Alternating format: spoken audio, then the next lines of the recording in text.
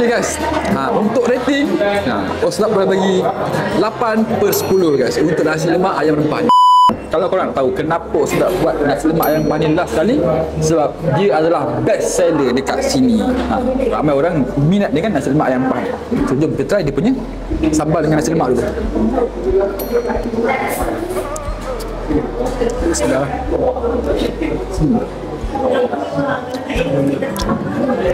Okay. Sambal dia tak pedas gila guys. Memang tak pedas langsung, memang semua orang boleh makan. Kat sini budak-budak pun lagi suka ni. Sebab sambal dia macam pedas sikit daripada manis, tapi pedas yang semua orang boleh makan. Korang kena datang sini, rasa sendirilah. Kena tahu lah kenapa dia best seller dekat sini lah. Masuk dengan mulut, kombinasi sambal, nasi dengan ayam rempah tu dia macam bermesra-mesra dalam mulut. Sedap. Kita boleh makan lah. Nasi lemak dia memang rasa lemak yang cukup, dan kau dapat rasa bau wangi tu kan.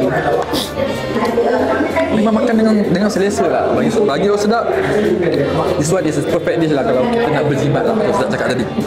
Okay guys, untuk rating, Osdap boleh bagi 8/10 guys untuk nasi lemak ayam rempah ni. Sebab dia memang sedap, dia memang kena dengan tekak Osdap, dan harga dia pun sangat-sangatlah berpatutan dan berbaloi.